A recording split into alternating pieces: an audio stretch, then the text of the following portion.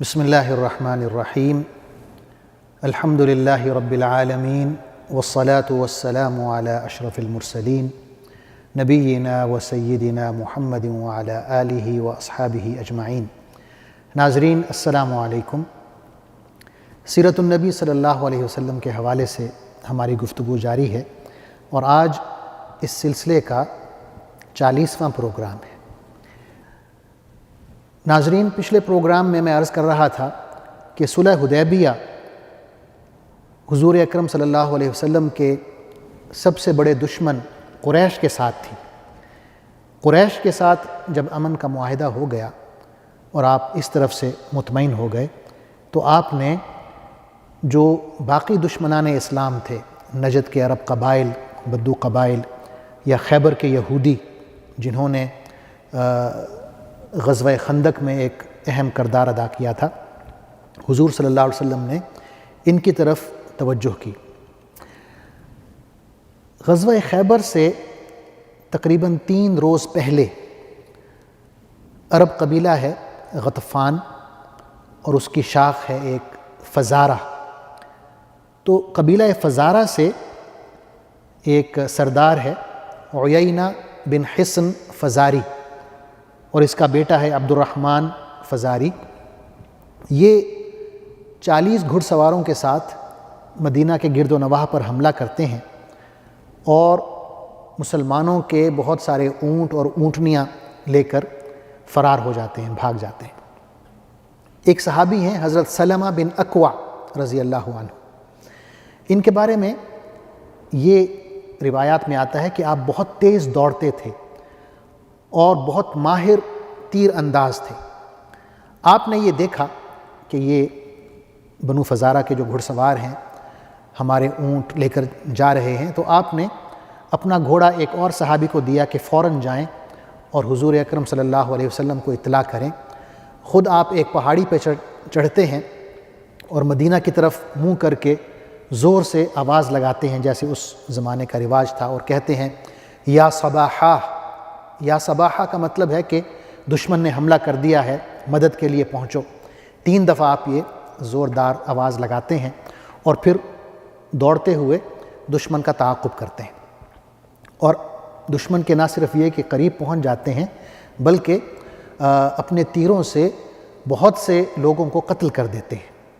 اسی دوران حضور صلی اللہ علیہ وسلم بھی صحابہ کا ایک دستہ لے کر مدد کے لیے پہنچ جاتے ہیں اور شدید لڑائی ہوتی ہے۔ صحابہ اکرام میں ایک صحابی ہیں حضرت ابو قتادہ رضی اللہ عنہ، وہ اپنی بہادری کے جوہر دکھاتے ہیں۔ لڑائی کے ختم ہونے کے بعد آپ صلی اللہ علیہ وسلم فرماتے ہیں کہ گھڑ سواروں میں آج جو بہترین مجاہد تھے وہ ابو قتادہ ہیں، اور پیدل مجاہدوں میں جو بہترین تھے وہ سلمہ بن اکوع ہیں۔ بلکہ آپ صلی اللہ علیہ وسلم حضرت سلمہ بن اکوع کو 2 حصے دیتے ہیں، ایک گھڑ سوار کا بھی حصہ دیتے ہیں مال غنیمت میں سے، اور ایک پیادہ کا بھی، پیدل مجاہدین کا بھی حصہ دیتے ہیں، کیونکہ آپ نے نہ صرف یہ کہ جنگ میں شرکت کی ہوتی ہے پیدل، بلکہ گھوڑوں سے بھی زیادہ تیز دوڑ کے آپ نے دشمن کا تعاقب کیا ہوتا ہے اور انہیں قتل کیا ہوتا ہے۔ اس کے بعد غزوہ خیبر ہے جو سن 7 ہجری کے آغاز میں ہوتا ہے۔ محرم سن 7 ہجری میں غزوہ خیبر ہوتا ہے۔ خیبر ایک بہت بڑا شہر تھا، آج بھی ہے، اور یہ مدینہ کے شمال میں تقریباً 80 میل یا 150 کلومیٹر فاصلے پر ہے۔ اگر آپ مدینہ سے تبوک کی طرف جائیں، شمال کی طرف، تو پہلے خیبر آتا ہے۔ حضور اکرم صلی اللہ علیہ وسلم نے خیبر کے یہودیوں کو سبق سکھانے کا ارادہ فرمایا، کیونکہ انہوں نے غزوہ خندق کے لیے عربوں کو، قریش کو اور غطفان کو اکسایا تھا۔ جب آپ صلی اللہ علیہ وسلم نے خیبر کے لیے صحابہ کرام کو اکٹھا کیا تو آپ نے فرمایا کہ صرف وہ لوگ چلیں گے جنہوں نے میرے ہاتھ پر درخت کے نیچے حدیبیہ کے مقام پر بیعت کی تھی۔ تو وہ 1400 صحابہ جو آپ صلی اللہ علیہ وسلم کے ساتھ حدیبیہ میں تھے، وہی آپ صلی اللہ علیہ وسلم کے ساتھ روانہ ہو گئے۔ جب آپ صلی اللہ علیہ وسلم کا لشکر روانہ ہوتا ہے تو مدینہ کے منافقین کا جو سردار ہے عبداللہ بن ابی بن سلول، یہ ایک خفیہ پیغام بھیجتا ہے خیبر کے یہودیوں کو کہ حضور صلی اللہ علیہ وسلم اپنی فوج لے کر تم پر حملہ کرنے آ رہے ہیں۔ تو خیبر کے جو یہودی ہیں وہ فوراً غطفان کے جو مشرک قبائل ہیں انہیں لکھتے ہیں، پیغام بھیجتے ہیں کہ آپ فوراً ہماری مدد کے لیے آئیں، کیونکہ ان کے آپس میں معاہدے ہوتے ہیں، انہوں نے مل کے مدینہ پر بھی حملہ کیا ہوتا ہے غزوہ خندق میں۔ تو غطفان جو ہیں وہ فوراً خیبر والوں کی مدد کے لیے نکل پڑتے ہیں۔ حضور اکرم صلی اللہ علیہ وسلم ایک جنگی چال چلتے ہیں، آپ خیبر جانے کے بجائے پہلے غطفان کی طرف چل پڑتے ہیں۔ غطفان کو جب پتہ چلتا ہے کہ حضور اکرم صلی اللہ علیہ وسلم ان کی بستیوں پر حملہ کرنے والے ہیں، تو وہ آدھے راستے سے واپس پلٹ آتے ہیں، اور اسی دوران آپ صلی اللہ علیہ وسلم پھر اپنا رستہ تبدیل کر کے بہت تیزی سے خیبر کی طرف روانہ ہو جاتے ہیں، اور رات کے وقت آپ خیبر پہنچ جاتے ہیں۔ بخاری شریف میں آتا ہے کہ خیبر کے راستے میں صحابہ اکرام ایک وادی سے گزر رہے ہوتے ہیں، تو اونچی آواز سے وہ نعرہ تکبیر بلند کرتے ہیں، تکبیرات کہتے ہیں۔ تو حضور اکرم صلی اللہ علیہ وسلم فرماتے ہیں کہ آپ لوگ آہستہ آواز میں تکبیرات کہیں، آپ لوگ کسی بہرے کو یا غائب کو نہیں پکار رہے، بلکہ آپ کسی ایسی ذات کو پکار رہے ہیں جو سب سے زیادہ سننے والا اور ہمارے سب سے قریب ہے۔ تو یہ حضور اکرم صلی اللہ علیہ وسلم کا حکم ہوتا ہے کہ اللہ تعالیٰ کو آہستہ آواز میں پکاریں۔ تو جیسا کہ میں نے عرض کیا کہ خیبر آپ صلی اللہ علیہ وسلم رات کے وقت پہنچتے ہیں، اور رات وہیں قیام کر کے آپ فجر کی نماز پڑھتے ہیں، اور خیبر والوں کو بالکل اندازہ نہیں ہوتا، علم نہیں ہوتا کہ آپ صلی اللہ علیہ وسلم اپنی فوج سمیت پہنچ چکے ہیں۔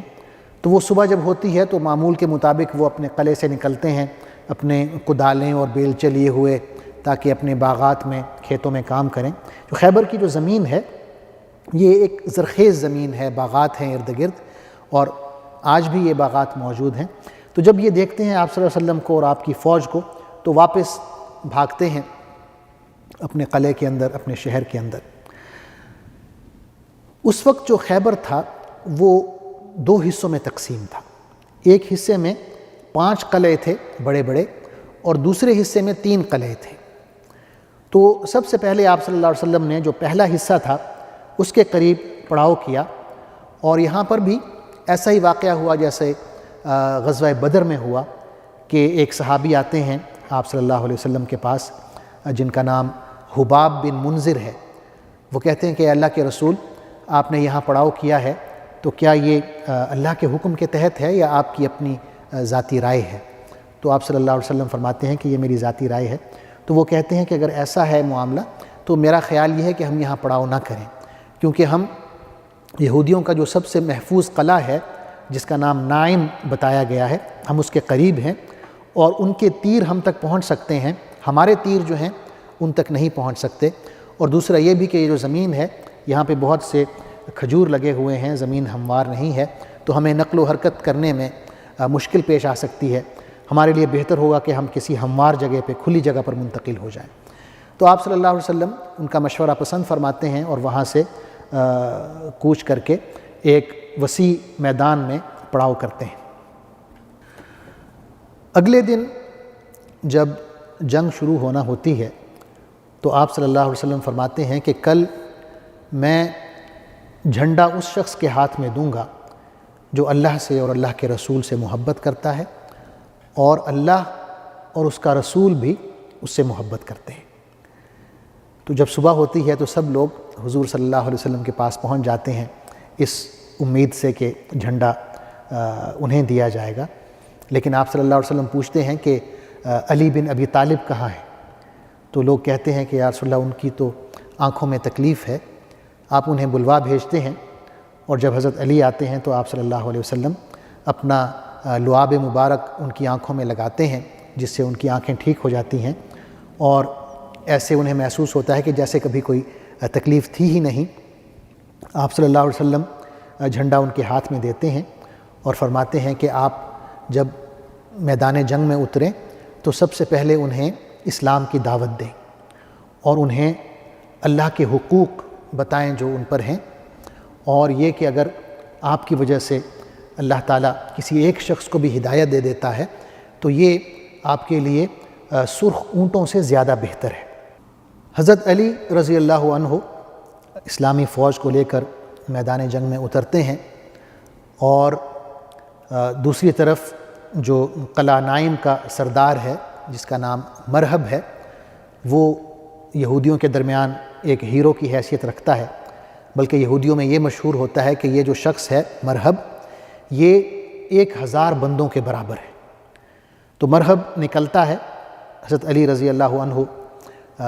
اسے اسلام کی دعوت دیتے ہیں جو وہ ٹھکرا دیتا ہے، اور تلوار نکال کے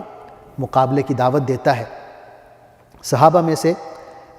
حضرت سلمہ بن اکوع رضی اللہ عنہ کے چچا ہیں حضرت عامر، وہ نکلتے ہیں مقابلے کے لیے، لیکن شہید ہو جاتے ہیں۔ حضور اکرم صلی اللہ علیہ وسلم ان کے لیے دعائے مغفرت کرتے ہیں اور فرماتے ہیں یعنی ان صحابی کے لیے دوہرا اجر ہے۔ اس کے بعد مرہب دوبارہ مقابلے کی دعوت دیتا ہے، اور حضرت علی رضی اللہ عنہ خود مقابلے کے لیے آتے ہیں، اور آتے ہی آپ اپنی تلوار سے ایک ضرب اس کے سر میں لگاتے ہیں اور اسے قتل کر دیتے ہیں۔ اس کے بعد مرہب کا بھائی ہے یاسر، وہ آتا ہے مقابلے کے لیے۔ مسلمانوں کی طرف سے حضرت زبیر رضی اللہ عنہ نکلتے ہیں۔ حضرت زبیر حضور اکرم صلی اللہ علیہ وسلم کی پھوپھی حضرت صفیہ کے بیٹے ہیں، اور حضرت صفیہ رضی اللہ عنہ بھی اس غزوہ میں شامل ہوتی ہیں اور آپ صلی اللہ علیہ وسلم کے پاس موجود ہوتی ہیں۔ اپنے بیٹے کو جاتا دیکھ کے وہ کہتی ہیں کہ اے اللہ کے رسول، یہ جو یہودی ہے میرے بیٹے کو قتل کر دے گا۔ آپ صلی اللہ علیہ وسلم انہیں تسلی دیتے ہیں اور فرماتے ہیں کہ نہیں، بلکہ زبیر اس یہودی کو قتل کرے گا، اور ایسا ہی ہوتا ہے۔ حضرت زبیر رضی اللہ عنہ اس یہودی کو قتل کر دیتے ہیں۔ اس کے بعد مکمل طور پہ جنگ شروع ہوتی ہے جو کئی دن تک جاری رہتی ہے، یہاں تک کہ اللہ تعالیٰ مسلمانوں کو فتح نصیب کرتے ہیں، اور نائم کا جو قلعہ ہے وہ فتح ہو جاتا ہے، اور بہت سے یہودی اس میں سے بھاگ کر ایک اور مضبوط قلعہ ہے جسے قلعہ صعب کہا گیا ہے، وہاں چلے جاتے ہیں۔ قلعہ صعب پر حملے کے لیے حضور اکرم صلی اللہ علیہ وسلم فوج کی قیادت حضرت حباب بن منذر کو دیتے ہیں۔ حضرت حباب قلعے کا محاصرہ کرتے ہیں جو 3 دن تک جاری رہتا ہے، اور حضور اکرم صلی اللہ علیہ وسلم فتح کے لیے خصوصی دعا کرتے ہیں، اور اس دعا کے بعد یعنی چوتھے دن قلعہ فتح ہو جاتا ہے۔ قلعہ صعب کی فتح کے بعد جو تیسرا سب سے محفوظ قلعہ تھا یہودیوں کا، وہ قلعہ زبیر ہے۔ یہ ایک پہاڑی پر ہوتا ہے اور اس پر حملہ کرنا کافی مشکل ہوتا ہے، تو حضور اکرم صلی اللہ علیہ وسلم اس قلعے کا محاصرہ کر لیتے ہیں۔ 3 دن تک محاصرہ کرنے کے بعد ایک یہودی آتا ہے آپ صلی اللہ علیہ وسلم کے پاس اور کہتا ہے کہ اے ابو القاسم، اگر آپ 1 مہینے تک بھی اس قلعے کا محاصرہ کرتے رہیں تو ان یہودیوں کو کوئی فرق نہیں پڑے گا، کیونکہ قلعے کے باہر ان کی جو زمینیں ہیں اس میں پانی کے چشمے ہیں، اور یہ رات کو خفیہ طور پر نکلتے ہیں، پانی لیتے ہیں اپنی ضرورت کے مطابق، اور پھر جا کے قلعہ بند ہو جاتے ہیں۔ تو اگر آپ ان کا پانی بند کر دیں تو یہ لوگ مقابلے کے لیے باہر آئیں گے۔ تو حضور صلی اللہ علیہ وسلم ان کا پانی بند کر دیتے ہیں، تو یہ مجبوراً قلعے سے باہر نکلتے ہیں۔ شدید لڑائی ہوتی ہے، اس میں کئی صحابہ کرام بھی شہید ہوتے ہیں، کئی یہودی قتل ہوتے ہیں، اور یہ قلعہ جو ہے فتح ہو جاتا ہے۔ اس کے بعد جو خیبر کا اہم ترین قلعہ ہے وہ ہے قلعہ نزار، اور یہ ان کا سب سے زیادہ محفوظ قلعہ ہوتا ہے، اور اسی قلعے میں انہوں نے اپنے اہل و عیال کو، بیوی بچوں کو رکھا ہوا ہوتا ہے۔ تو حضور اکرم صلی اللہ علیہ وسلم اس قلعے کا بھی محاصرہ کر لیتے ہیں، اور جب محاصرہ طول پکڑتا ہے تو حضور اکرم صلی اللہ علیہ وسلم حکم دیتے ہیں کہ منجنیق کے ذریعے قلعے کی دیوار پر پتھر پھینکے جائیں۔ منجنیق جو ہے اس زمانے کی ایک توپ ہوتی ہے جو بڑے بڑے پتھر دور تک پھینک سکتی ہے، تو اس سے قلعے کی دیوار کو توڑا جاتا ہے اور مسلمان قلعے میں داخل ہوتے ہیں اور باقاعدہ جنگ ہوتی ہے، اور یہ جو قلعہ ہے قلعہ نزار یہ فتح ہو جاتا ہے۔ قلعہ نزار جو ہے یہ خیبر کے پہلے حصے کا آخری قلعہ ہے جو فتح ہوتا ہے۔ تو یہاں سے جو یہودی ہیں وہ بھاگ کر خیبر کے دوسرے حصے میں چلے جاتے ہیں، جہاں میں نے عرض کیا تھا کہ وہاں 3 قلعے ہیں۔ تو جب وہ وہاں اکٹھے ہوتے ہیں تو حضور اکرم صلی اللہ علیہ وسلم بھی شہر کے اس حصے میں تشریف لے جاتے ہیں اور ان قلعوں کا محاصرہ کرتے ہیں، اور یہ بھی ایک طویل محاصرہ ہوتا ہے، تقریباً 14 دن اس محاصرے میں لگ جاتے ہیں، یہاں تک کہ یہودیوں کا جو سردار ہے جس کا نام کنانہ بن ابی حقیق بتایا گیا ہے، یہ آپ صلی اللہ علیہ وسلم کو پیغام بھیجتا ہے کہ ہم آپ سے مذاکرات کرنا چاہتے ہیں۔ تو آپ صلی اللہ علیہ وسلم اجازت دیتے ہیں، وہ آتا ہے اور کہتا ہے کہ ہم یہ چاہتے ہیں کہ آپ ہماری جان بخشی کریں، جتنے بھی یہودی مرد تھے جنہوں نے اس جنگ میں حصہ لیا ہے ان کی جان بخشی کی جائے، اور جتنی بھی ہماری عورتیں ہیں، بچے ہیں، ہمیں اجازت دی جائے کہ ہم ان سب کو لے کے خیبر سے نکل جائیں، اور یہ کہ خیبر کی جتنی دولت ہے، جو اراضی ہیں، زمینیں ہیں، باغات ہیں، جو بھی سونا چاندی ہمارے پاس ہے وہ ہم آپ کو دے دیں گے۔ حضور اکرم صلی اللہ علیہ وسلم نے فرمایا کہ ٹھیک ہے، یہ معاہدہ ہم کرتے ہیں، لیکن اگر ہمیں پتہ چلا کہ آپ نے غلط بیانی سے کام لیا ہے یا کوئی چیز چھپائی ہے تو پھر ہمارے درمیان یہ جو معاہدہ ہے یہ ختم شمار ہوگا۔ اس پر اتفاق ہو جاتا ہے، لیکن بعد میں پتہ چلتا ہے کہ یہ جو سردار ہے کنانہ بن ابی حقیق، یہ اور اس کا ایک بھائی ہے، ان دونوں نے ایک بہت بڑا خزانہ چھپایا ہوا ہوتا ہے جو بنو نذیر کے سردار حیی بن اخطب کی ملکیت ہوتی ہے۔ حیی بن اخطب جسے بنو قریظہ کی جنگ میں دیگر یہودیوں کے ساتھ قتل کیا جاتا ہے، یہ اس کا مال ہوتا ہے۔ یہ دونوں سردار جو ہیں کنانہ اور اس کا بھائی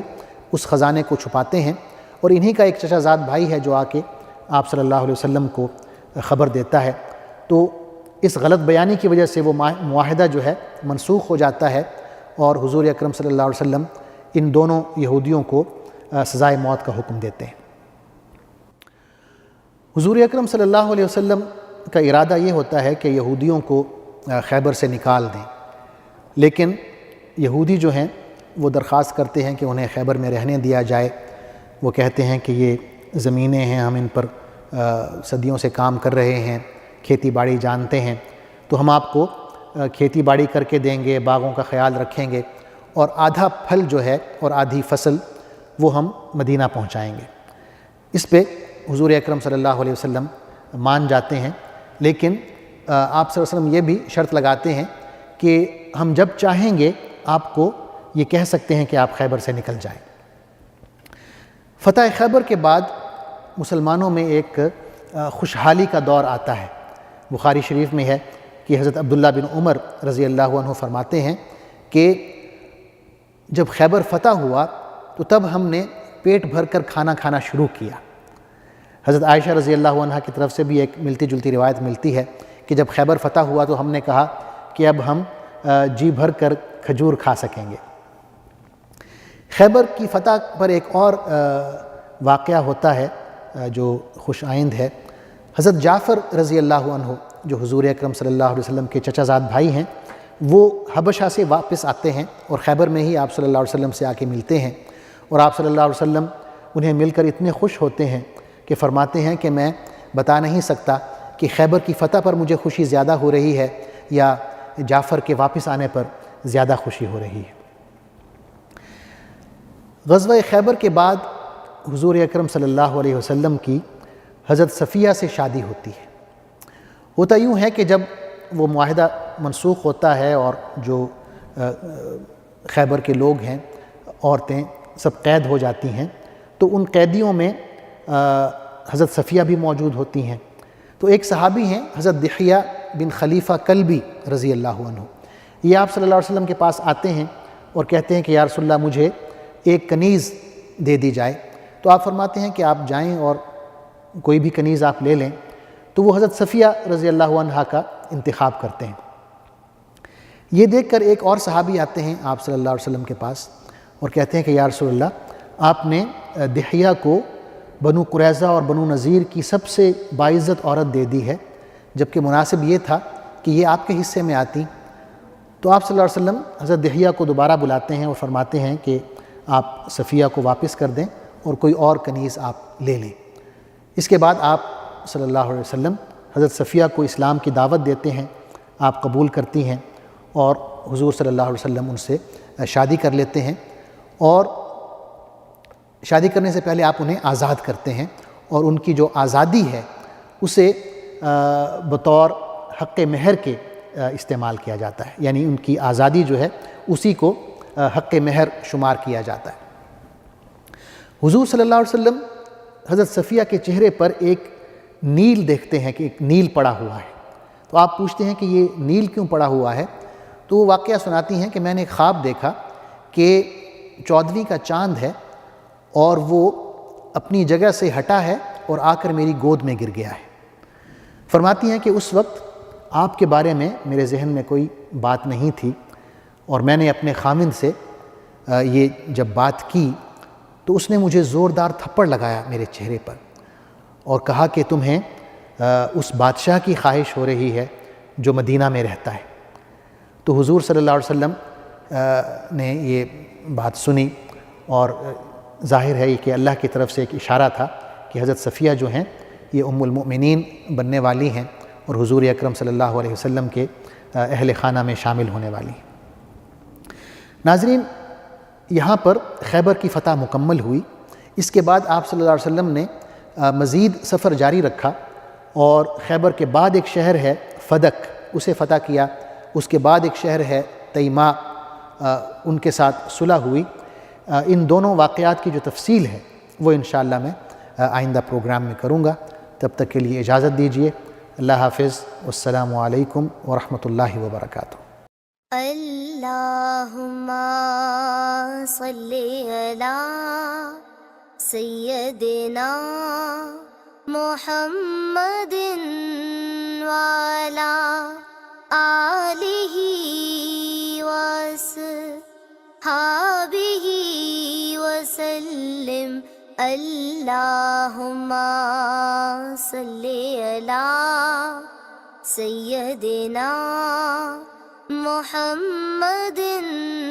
وعلی